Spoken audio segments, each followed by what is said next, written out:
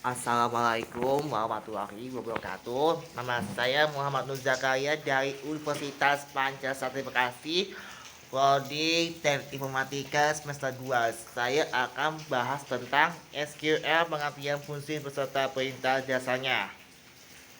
Total Query Language atau SQL mungkin merupakan poin penting dalam sebuah tadi komputer jaringan atau TKJ. Keberadaan SQL sebagai sebuah bahasa pemrograman memiliki sejarah dan perkembangan yang panjang. Tentu saja, perkembangan tersebut dipengaruhi oleh perkembangan dunia teknologi yang dari tahun ke tahun semakin membaik dan terus memperbarui, sehingga mau tidak mau banyak software ditetapkan dengan teknologi baru. Namun tidak menghilangkan keberadaan SQL ini. Lalu mungkin sebagian dari kamu mungkin bertanya-tanya, apa pengertian dari SQL itu sendiri, apa saja fungsi dengan menggunakan SQL. Ini apa saja perintah dasarnya yang perlu kamu ketahui. Semuanya bisa kamu simak ulasannya dalam tulisan di formulir berikut ini.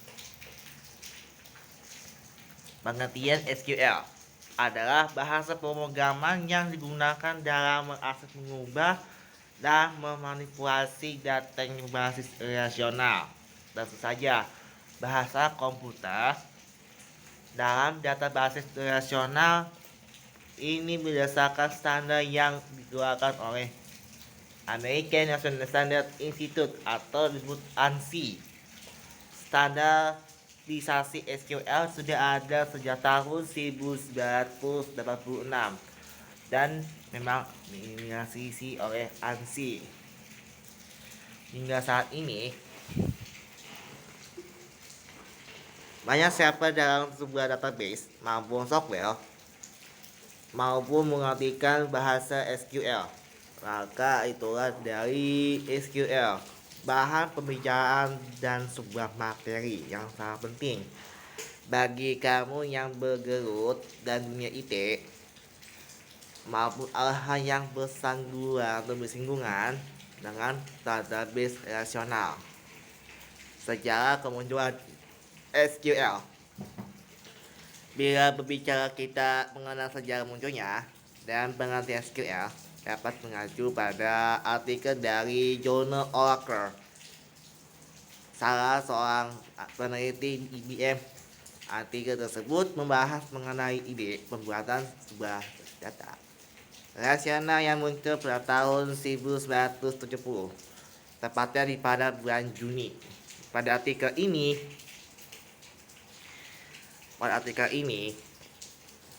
tersebut dibahas mengenai kemungkinan di masa mendatang untuk menciptakan sebuah bahasa data yang standar. Oleh karena itu aja, itulah kemudian muncul istilah SQL yang mengacu pada singkatan dari Structured English Query Language. Beberapa waktu, IBM lantas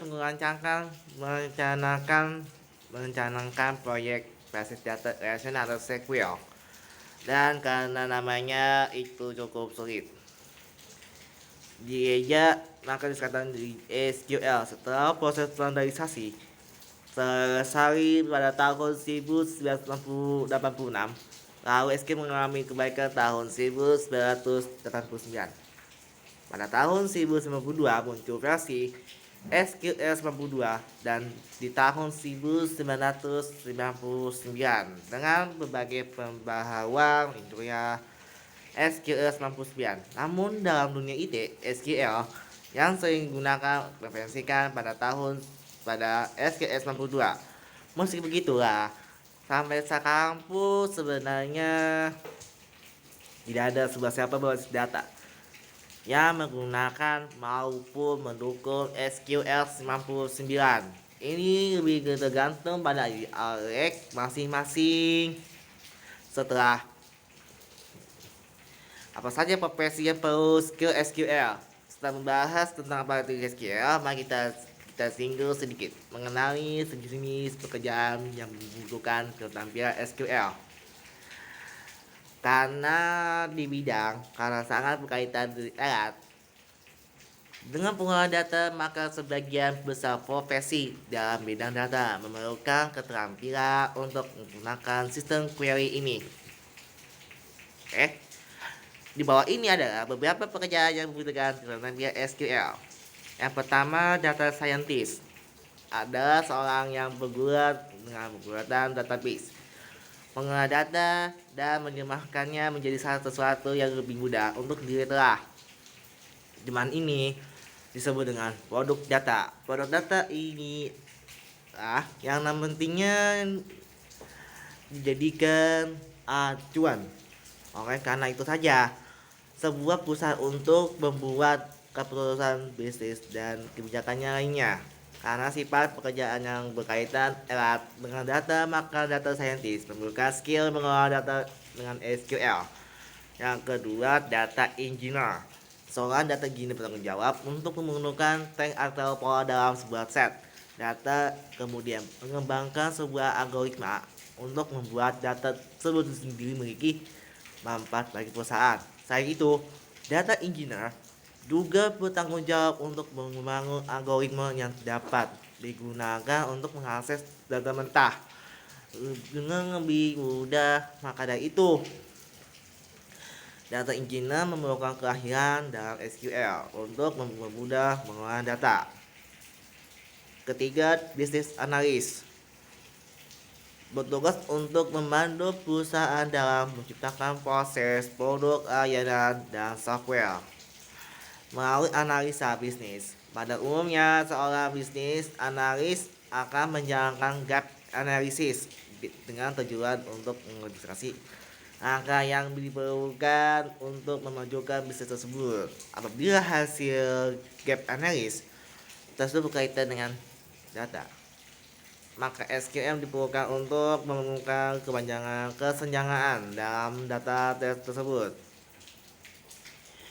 Analisa kesenjangan yang terperinci adalah kunci sukses. Dari itu, seorang bisnis analis. Keempat, database administrator bertugas untuk mengolah software database untuk menyimpan, menyusun, dan mengakses data dengan sistem yang matang. DBA pada umumnya melalui tim SQL programmer yang tentu saja mewajibkan untuk menguasai bahasa pemrograman tersebut. Quality Assurance Tester atau QAT pada umumnya bertugas untuk memeriksa kerusakan atau masalah pada produk digital seperti aplikasi, software, gaming, dan website. Produk digital ini di atas seringkali menyimpan sebagian besar dari informasi berguna dalam sebuah database berbasis SQL untuk mengetahui detail terkait kerusakan dan masalah pada produk kita. Atau QA tester tentunya wajib menguasai SQL agar dapat menemukan informasi tersebut. Ini perintah SQL. Setelah kamu mengetahui sejarah dan pengertian SQL, kini saatnya untuk lebih mengetahui apa saja perintah-perintah yang dasar terdapat dalam SQL. Tersebut setidaknya ada 3 jenis perintah dasar dalam SQL yang penjabarannya akan dibuat dalam poin-poin berikut ini. Data Definition Language atau DDL adalah pemerintah yang digunakan untuk mendefinisikan data seperti membuat tabel, baru mengubah dataset dan menghapus data. Kemudian perintah dasar DDL masih dibedakan lagi ke dalam setidaknya 5 jenis perintah, yakni bisa kamu di bawah ini. Perintah create. Perintah untuk membuat tabel baru di dalam sebuah database adalah create. Tak cuma untuk tabel baru, juga database maupun kolom baru. Kamu bisa membuat sebuah query dengan contoh create database atau nama underscore database. Perintah enter biasa digunakan ketika seorang ingin mengubah struktur tabel ini yang sebelumnya sudah ada. Bisa jadi dalam hal ini adalah seperti nama tabel, penambahan kolom, mengubah maupun menghapus kolom serta menambahkan atribut lainnya. Perintah rename dapat kamu gunakan untuk mengubah sebuah nama di sebuah tabel apapun ataupun kolom yang ada. Bila kamu menggunakan perintah ini, maka query-nya menjadi rename table, nama underscore tabel nama TO, nama tabel baru. Perintah drop bisa kamu gunakan dalam menghapus baik itu berupa database table maupun kolom hingga indeks. Dan terakhir perintah show. Perintah DDL ini gunakan untuk menampilkan sebuah tabel yang ada. Data manipulasi language DML yang gunakan untuk memanipulasi data adalah data manipulation language atau DML. Perintah dalam DML juga terbagi ke dalam 4 jenis. Beberapa diantaranya adalah insert, select, update, and delete. Perintah insert, kamu bisa menggunakan perintah ini untuk memasukkan sebuah record baru di dalam sebuah tabel database. Select digunakan untuk memanipulasi data dengan tujuan menampilkan maupun mengubah mengambil sebuah data pada tabel yang ada diambil pun tidak hanya terbatas pada satu jenis saja, melainkan lebih dari satu tabel menggunakan memakai relasi. Perintah update ini dapat kamu menggunakan ketika ingin melakukan pembawaan data di sebuah tabel. Contohnya saja jika ada kesalahan ketika memasukkan record, kamu tidak perlu menghapusnya dan bisa diperbaiki menggunakan perintah ini. Perintah delete ini dapat digunakan untuk kamu ingin menghapus sebuah record yang ada dalam sebuah tabel.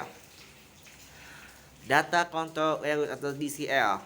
Perintah dasar berikutnya adalah atau perintah SQL ini gunakan khususnya untuk mengatur hak apa yang saja dimiliki oleh pengguna, baik atau itu hak terhadap sebuah database dan ataupun pada tabel maupun field yang ada. Melalui perintah ini, seorang admin database bisa menjaga kerahasiaan sebuah database, terutama untuk mengimplementasi DCL berdasarkan perintah dasarnya terbagi dalam berbagai perintah.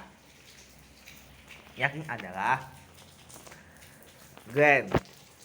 Biasanya digunakan ketika admin database ingin memberikan hak akses ke usernya lainnya. Tentu pemberian hak akses ini dapat dibatasi atau diatur. Dalam hal ini, admin pun dapat memberikan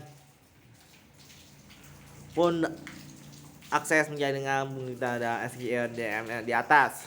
Revoke ya. Kebaikannya di diagram terkadang sering digunakan untuk mencabut maupun menghapus hak akses seorang pengguna yang awalnya memberikan oleh akses admin database melalui perintah grant sebelumnya. Fungsi SQL. Contoh apakah saja SQL keberadaan dalam mengelola sebuah database memberikan fungsi tersendiri bagi seorang admin. Adanya SQL dapat memungkinkan kamu untuk mengakses maupun mengubah database. Oke, kita bahas ya. Kamu pun bisa mengerjakan sebuah query atau mengambil data yang dibutuhkan, termasuk pula memperbarui atau menyisipkan data dalam database. Juga bisa digunakan untuk menghapus sebuah data pada database. Fungsi darinya lainnya SQL adalah untuk membuat sebuah prosedur dan ini akan tersimpan dalam sebuah database. Selain itu, juga bisa mengatur hak akses dan tabel prosedur maupun hal-hal yang penting lainnya. Jadi disimpulkan ini sebagai sebuah bahasa khusus yang digunakan membuat maupun membuat database, ya kan, dalam sebuah website. Ketika mengelola website itu pun sendiri, kamu pun perlu menggunakan layanan hosting terbaik agar keperluan website dapat berjalan dengan baik. Itu aja tentang SQL, fungsi, pengertian, dan perintah jasanya. Manfaatnya, maaf yang benar, agak kesalahan. Wassalamualaikum warahmatullahi wabarakatuh.